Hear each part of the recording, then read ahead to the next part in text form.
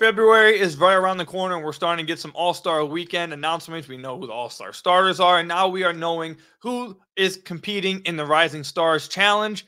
The Pistons have a few guys on there. They also have a guy not on there. We're going to talk about that in today's episode of the Locked On Pistons podcast. You are Locked On Pistons, your daily Detroit Pistons podcast. Part of the Locked On Podcast Network, your team every day.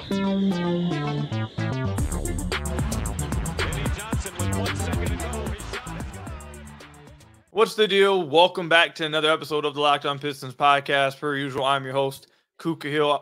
You can find me over on Twitter at Quiiiz. I want to thank you guys for making Locked On Pistons your first listen of every single day. We're free and available on all your podcast platforms. If you haven't already, head to the YouTube channel at Locked On Pistons. Hit that subscribe button or leave us a 5-star review on whatever podcast platform you're listening to this on. That's another great way to support the podcast. I'm recording and posting this on January 31st, so the trade deadline is just a little over a week away. It's on February 8th. An All-Star weekend and All-Star break is just a few weeks away. I believe just 2 weeks away or a week and a half away. And obviously the Pistons aren't going to be represented in the All-Star game. And I don't think they're going to be represented in like three-point competitions, obviously, or a dunk contest, obviously. Like they're not going to get representation in that. And the only way the Pistons truly, I feel like since my existence as a Pistons fan in 2011 or 2010, somewhere around there, 2009, since my existence since then as a Pistons fan, the only way the Pistons are represented in the All-Star weekend is through the Rising Stars because they're never good. And it's true now. And it's true now to when I started out as a kid, as a fan of the Pistons, to me now covering them as a job, it's still the same. 2024, the Pistons are only going to be represented in this weekend. And who knows when they'll actually be represented in the weekend outside of the Rising Stars Challenge. But the good news is that they are going to be represented in the All-Star weekend with the Rising Stars Challenge with Jalen Duren and Jaden Ivey. But we're not going to start there. We're going to talk about Jaden Ivey and Jalen Duren in the second segment. I want to go into more so just now. I don't really want to talk about the Rising Stars Challenge. I want to talk about their seasons and why they've deserved it. And you know, this has been a very negative season.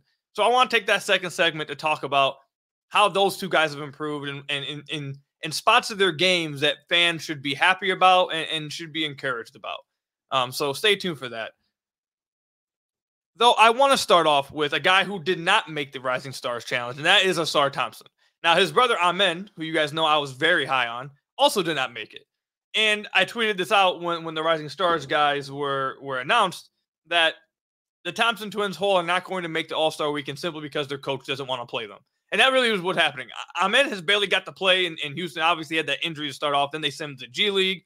He came up, played like rookie minutes. I know now he's starting to play more minutes. So he's kind of went like, I know someone told me, like he's kind of taking the normal rookie route with Ahmed. So whatever. But with Ausar, it truly is puzzling. So let me just go through the guys who made the Rising Stars Challenge. So these are the sophomores. You got Paolo Banchero, Dyson Daniels, Jalen Duren, Jaden Ivey, Walker Kessler, Benedict Mathurin, Keegan Murray, Shaedon Sharpe, Jabari Smith Jr., and Jalen Williams. The NBA rookies, you got Coulibaly, Keontae George, Jordan Hawkins, Scoot, Chet Holmgren, Jaime Jaquez, Derek Lively, Brandon Miller, Pods, Cason Wallace, and Victor Wembanyama. So that's 11 guys, 11 rookies that got to make it. They now are doing this G League thing where you have 1, 2, 3, 4, 5, 6, 7 G League players playing in the Rising Stars Challenge. I know who Ron Holland is. Obviously, I know who Mac McClung is. But outside that, I don't really know any of these other guys. I'm not too mad. Like it's the Rising Stars Challenge. It's not that serious, so I'm not like mad about it or anything. But there's 11 rookies who made it, and Ausar Thompson was not named on it. I think it's crazy. Do I think he should have been in the All-Star game? Probably not. Probably not. He's averaging 8.3 points, 6.6 rebounds, and 2 assists a game this year. So I don't think he should have been in it. If I was an unbiased voter, I can't sit here and say that I think he deserved it over anybody here or like he got snubbed or something.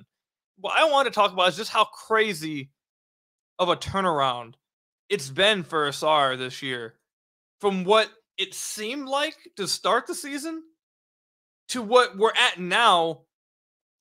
And it's by no fault of his own, it seems like. Like, guys run into rookie walls. And guys can start off hot, hit a wall, and then struggle. Guys can start off cold and take a while to get heated up and then, start flourishing. We see that happen. Ausar started off, I would say, pretty hot as a rookie. And then it wasn't like he ran to a rookie wall and started playing differently. He just all of a sudden stopped getting played minutes and all of a sudden changed his role. Now he just isn't playing as much. Like, it's such a confusing situation when you take into account that the Pistons are the worst team in the NBA and they're competing with, like we've said many times, the 73 Philadelphia 76ers as the worst team in NBA history. And despite that, you have a 5th overall pick on your team who's not being prioritized anymore, who's literally stopped being prioritized during a losing streak and has not been reprioritized.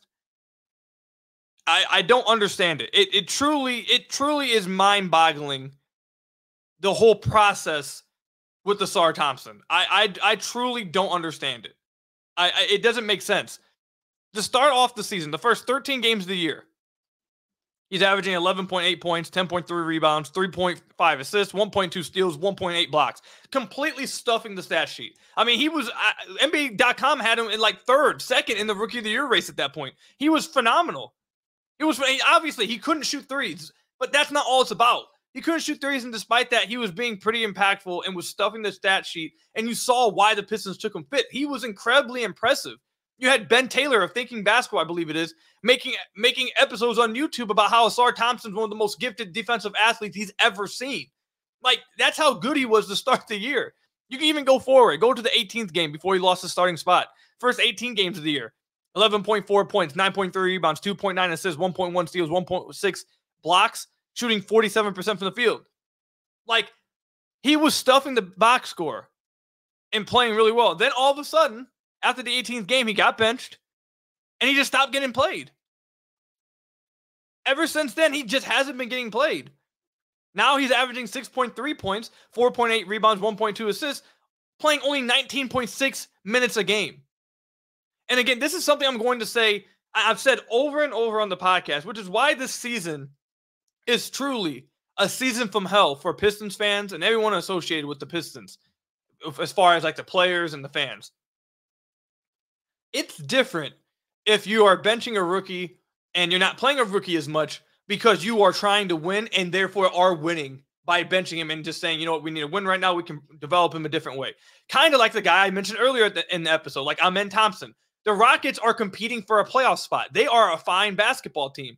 They have veterans in front of him that are helping them win basketball games. They are competing for that playoff spot. So if they want to take their time developing him and also try to win games to make that playoff spot, that makes sense because you're actually winning games. The Rockets have, 22, 23 wins? They are actually winning games.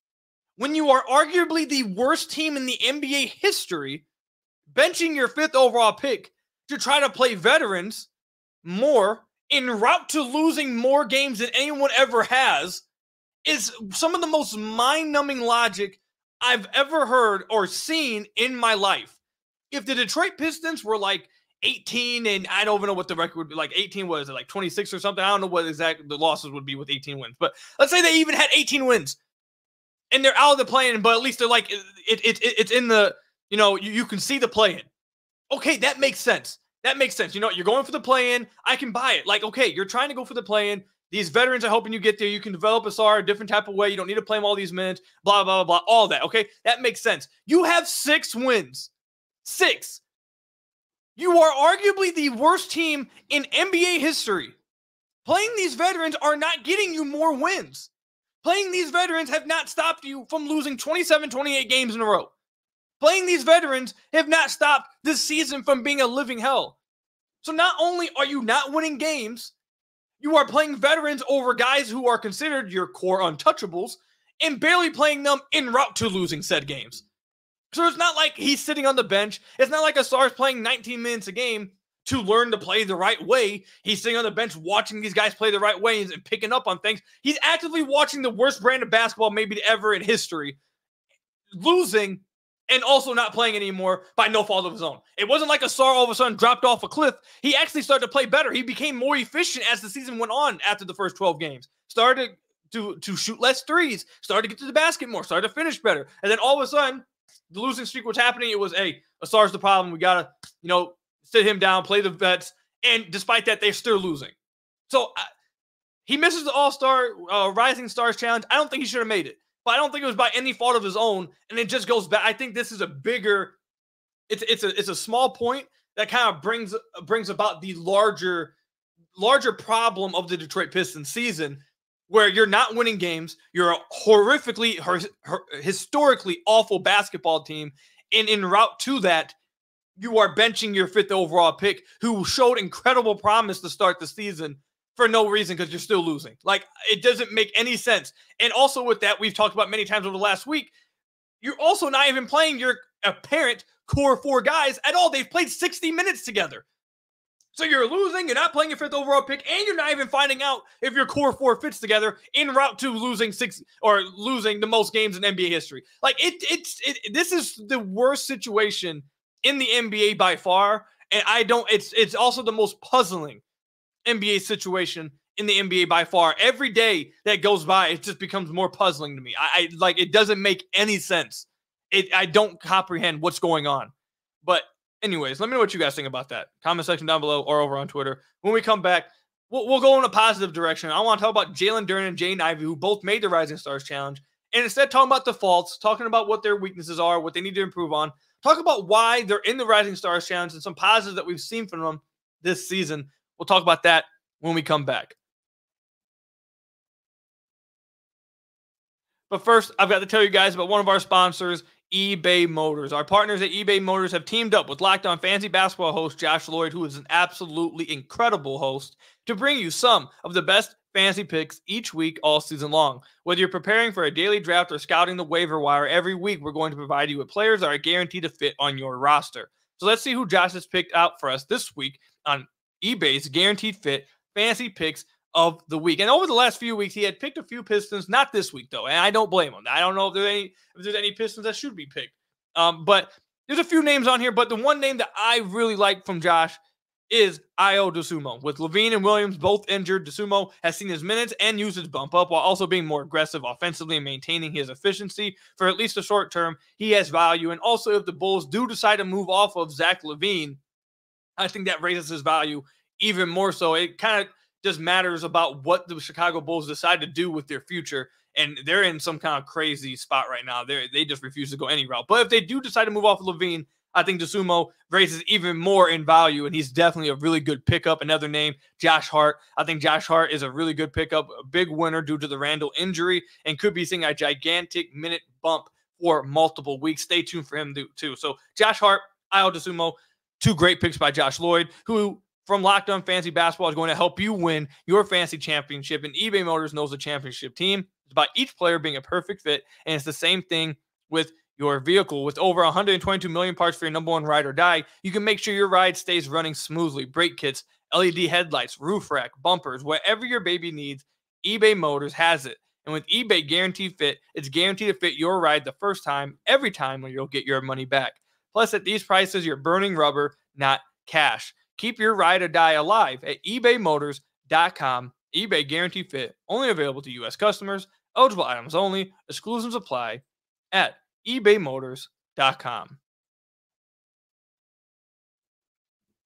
So I want to thank you guys again for making Locked On Pistons your first listen of every single day. We're free and available on all your podcast platforms. If you haven't already, head to the YouTube channel at Locked On Pistons. Hit that subscribe button or leave us a 5-star review on whatever podcast platform you're listening to this on. That's another great way to support the podcast. So I just got done ranting about Ausar Thompson and really the whole season, the idea of what the Pistons are trying to do this season, their fumbling of everything. Just got done ranting about that. But now we're going to go in a route of saying some positives about the team. Excuse me. So I want to start with Jaden Ivey. So obviously, like I said, Jaden Ivey and Jalen Duren both made the All-Star Rising Challenge, as they should have. They're one of the best, 2 of the best sophomores in their class. And we'll talk about Jalen Duren in a minute, but I want to start with Jaden Ivey. Jaden Ivey has fallen under, I'd say, he's fallen under criticism by some fans, and then he's also fallen under sympathy from, I'd say, the majority of the fan base because of how Monty Williams and his coaching staff have utilized him. We don't need to bring it all up. We know how it's went. They started killing Hayes over him. They were yanking him around a little bit in and out of the starting lineup. Some fans feel like he's being held to a standard that no one else on the team is being held to, et cetera, et cetera. There's been a whole crazy Jaden Ivey situation this season negatively that fans feel like, whether it's by his own doing or the coaching staff. And some people maybe would even blame the front office for how they've been handling him. So either way, there's been a lot of talk about Jaden Ivey. And a lot of it, like I said, has stemmed from a place of negativity because of what's going on.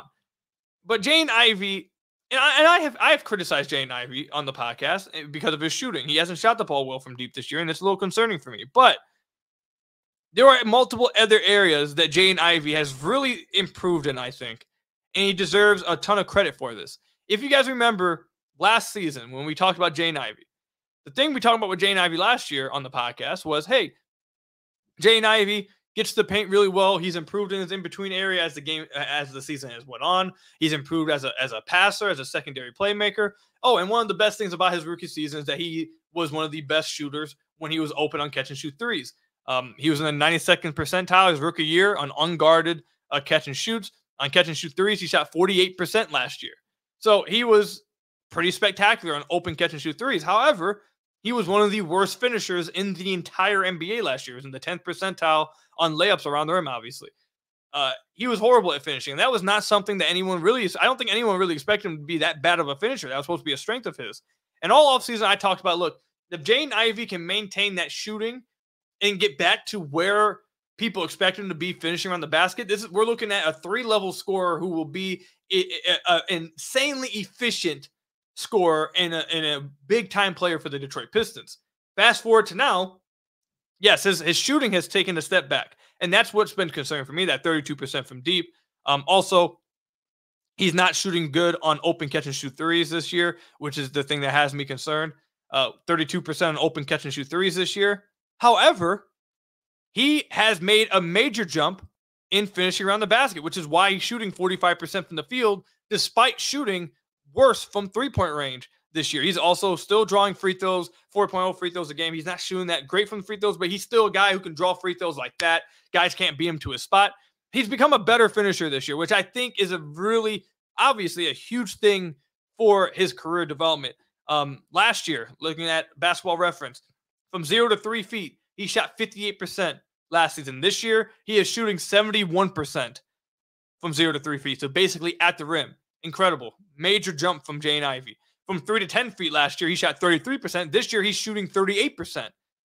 So just overall closer to the basket in obviously layups and dunks, but even in the floater range, he's much improved, and that's led to him shooting 51% from twos this year instead of 45% like last year. So I think that area that we talked about all offseason that he needed to improve on, need to get back to, he's gone back to that. Also, I think, honestly, I feel like he looks quicker this year, or maybe it's because he looks more controlled with his athleticism. He knows how to use it better. He still gets, he still maybe goes too fast for his own doing, but to me, he seems more quicker and more decisive getting to the basket. He's a better finisher. So all of that stuff, he's improved on that, and it's led to why he's in the Rising Stars Challenge and why he's part of the Pistons core four and why the Pistons are currently viewing him as untouchable. So, I know there's other things about his season that maybe we could talk about, that maybe you could critique, obviously with the coaching staff, their utilization of him, all of that. But Jaden Ivey has improved from two-point range. He's become a better finisher, which is what we all wanted to see from him this year after what he did last year. I think he's probably, if you were to end his season right now, let's say this was the 82-game season, it ended right now, I'd say that Jaden Ivey would probably walk into the offseason saying, I'm happy with how I played this past year. I'm not happy with how they utilized me. I'm not happy that I wasn't a starter all year. I'm not happy that I wasn't playing 30-plus minutes all year. But with my own individual play, I think Jaden Ivey would say, I'm happy with how I played. I'm happy that I improved on my finishing ability. I'm happy that I improved from the floater range area. I got to the basket more. I think overall, Jaden Ivey probably would say he's happy with how he's played so far. If he had gotten more minutes and more usage, which is another topic of discussion, maybe his numbers would look even better. So, yeah, I think Jaden Ivey want to get that three-point shooting up, but he's become a much better finisher, which is what I wanted from him this year. So I'm happy to say that's one of the biggest reasons why he's going to be in the Rising Stars Challenge. Now let's move on to Jalen Duren. Jalen Duren, I think I'm going to make this prediction, and we'll come back to this maybe in like 2-3 years or something. I think Jalen Duren's probably going to end up, as they get rid of all these other players, as the core four seems to remain, it sounds like, I think Jalen Duren is probably going to end up becoming the most divisive one of the core four. And here's why. He has games where he completely dominates. Like this game against OKC, in that second half, he dominated the OKC Thunder. The first 3-4 games of this season, he was dominant on both ends of the floor and was a big reason why the Pistons had won 2 games in that span. He has stretches where he doesn't play as well defensively. Despite that, though, we know that he needs to improve defensively. Like, we know that, okay? But he's in the Rising Stars Challenge because he's one of the more talented bigs, I'd say, in the entire NBA. This season is averaging 14 points a game, 12 rebounds a game, and close to 3 assists a game. They're running a lot of their offense, or maybe not say a lot of it. They're running more of their offense through him this year than last year. And he's responding by really showcasing that passing ability that we said was flashed last year. Some backdoor passing from the elbow, from the wing, some entry passes, some lobs to whether it's Ausar Thompson or whether it's a kind of a lob entry pass over a fronting defender to Isaiah Stewart, finding guys on kickouts in the short roll. He is showcasing his ability to be a playmaker, and that's a big time thing for centers in this day and age. You need to be able to make that short roll read. You need to be able to play make from the high post area. If you can do that, it just expands your offense. And not every big can do that, and Duren is showing that he can do that. So that's one. 2, you're seeing him start to have his offensive game expanded. And I do not like the mid-range pull-ups. They're terrible. The mid-range pull-ups, the fadeaways, those should not be a part of it. But just eliminating that from our memory, that's something that happens on occasion. For the most part, I would say when he dribble drives over the last month or so, when they've given him this freedom to dribble drive and he goes all the way to the rim, instead of settling for a post fadeaway or something, it's been mostly good. He's showcasing incredible touch on these shots. He's finishing over defenders. He's finishing through defenders. And probably my favorite development from him on these drives is his incredible footwork.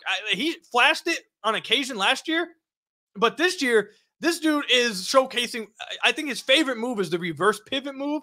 And I'm telling you, for anyone who has not played basketball, go out there, try to do a dribble move and get to the rim and finish your move off with the reverse pivot without losing your balance and being able to get the shot up. It's a tough move to have without traveling, without losing your balance, and also maintaining all that to get a good look off. He's showcasing that incredibly well. And it's not just that. He has other moves that he's been doing, but the footwork has been really good. So Jalen Duren, yes, he needs to get better defensively. He needs to be more consistent on that, and he has to give more effort. And I think that right there is why I think he's going to be the most divisive guy, because he's going to flash defense, it seems like. Until he puts it all together, people are going to be mad that he doesn't eventually a consistent defensive threat, because he showcases elite defensive ability. But why is he in the Rising Stars Challenge? Why is he a part of the Pistons Core 4? Why is he one of the most promising bigs in the league right now? Excuse me. It's because of his ability to play make, because of his newfound ability or newfound freedom to be able to have dribble drives to the basket, and his ability to be a lob threat and make the right read. This guy is incredibly talented, and I'm not shocked at all he made the Rising Stars Challenge. These two guys in a season that's been terrible for the Detroit Pistons, they both certainly have reasons to come away as of right now and say, hey, I can be happy with some of the progress I've made. I feel like I'm in a good spot. Both of them, Jalen Duren and Jaden Ivey. They should both be proud somewhat of where they've gotten to so far, even with the team success being terrible. I think they should be somewhat happy about where they're at individually. So let me know in the comment section down below or over on Twitter if you agree, disagree with that. How you guys feel about the Rising Stars Challenge. Let me know again. Comment section down below or over on Twitter at Quiiiz. When we come back, who is the most likely Piston to be traded this week? We'll talk about that when we come back. But first, I've got to tell you guys about one of our sponsors, LinkedIn. At the start of the new year, every small business owner is asking themselves the exact same question. What's the one move I can make that will make my business, or take my business as well, to the next level in 2024? LinkedIn Jobs knows that your success all depends on the team you surround yourself with. That's why LinkedIn Jobs has created the tools to help find the right professionals for your team faster and for free. LinkedIn isn't just another job board. LinkedIn has a vast network of more than 1 billion professionals, which makes it the best place to hire. Hiring is easy when you have that many quality candidates. So easy, in fact, that 86% of small businesses get a qualified candidate within 24 hours. It's why small businesses rate LinkedIn Jobs #1 in delivering quality hires versus leading competitors.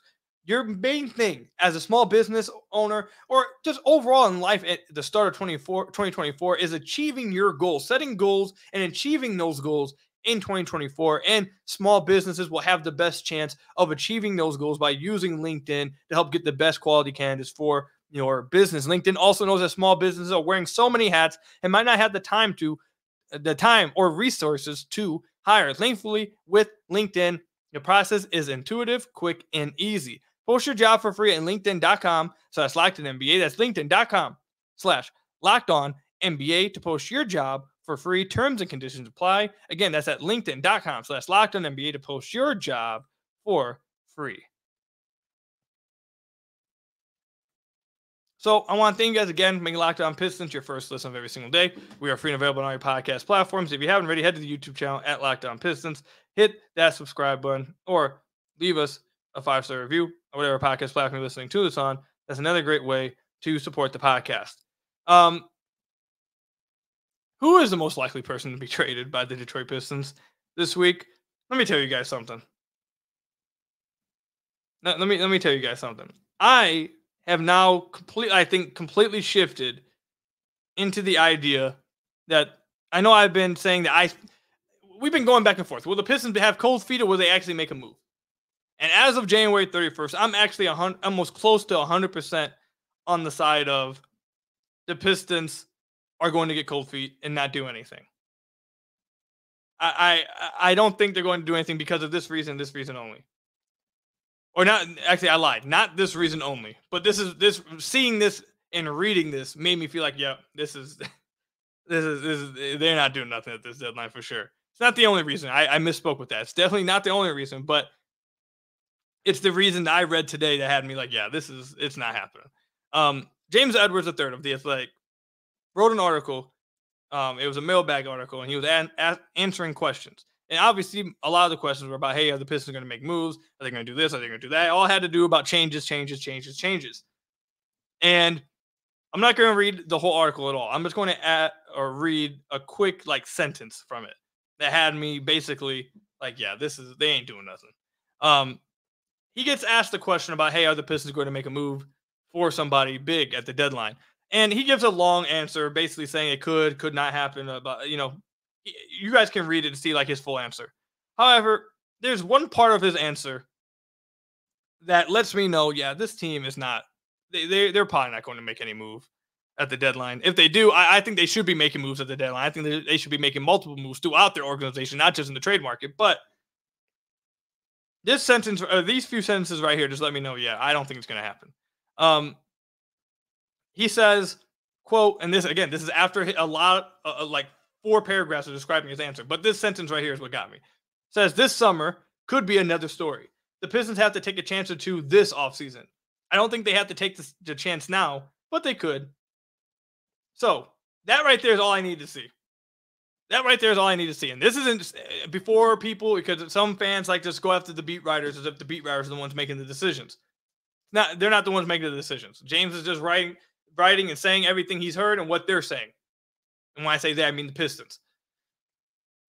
The fact that we're already starting to hear the whole, well, this offseason they can make some moves. Again, for the second year, some would argue the third year in a row of this offseason will be where they make moves. After a season like this where they didn't make any moves last offseason, everything in totality of this season. The fact we are now hearing a week before the deadline that, oh yeah, well, this offseason will be where they take a real chance or everything. Already hitting us with the be patient, they'll do something in the offseason. That thing, that whole idea coming from the Pistons organization, that right there lets me know that I don't think they're even going to make a trade this week. And it's funny. It's so funny to think that because of what Tom Gore said at the end of December, saying changes are coming soon. We have to make changes. And they're basically saying that Troy knows that we need to make changes. And I'll be watching to see what changes he makes. And the only change they made was basically trading Bagley and Livers for Mike Muscala. That was their big change. And nothing else has changed. And on January 31st, we're already hearing, Obviously, this doesn't mean they're for sure not making a trade. This doesn't mean that they're for sure going to wait to the offseason. However, I'm going to read in between the lines and assume that since we're already hearing the whole wait to the offseason, they may wait to the offseason and make their big change. They have cap space. They have flexibility. They could do it then. Like, getting that message out there before the deadline sounds like they're already sizing themselves up for a PR that, let's get it out there that, hey, we were aggressive, but it just wasn't there. So we're going to wait to the offseason. Just be patient. We have flexibility. Like, they're already getting out ahead of that. So that's what I think is happening. That's why I'm reading in between the lines. So to answer the question, who's most likely to be traded this week? Nobody. That's my answer. My answer is nobody. So have fun watching the rest of the season with the same stuff we've basically seen all year. That's my answer. Let me know what you guys think, though. Do you guys think they're going to make a trade this week? And if they do, who do you think is most likely to be moved? Let me know in the comment section down below or over on Twitter at @KukaHill. That's all I've got for you guys today. Thank you guys for making Locked On Pistons your first listen of every single day. Free and available on all your podcast platforms. Hit that subscribe on the YouTube channel. Leave us a 5-star review, whatever podcast platform you're listening to us on. And until next time, I'll see you guys later. Stay safe out there. Till next time, peace out.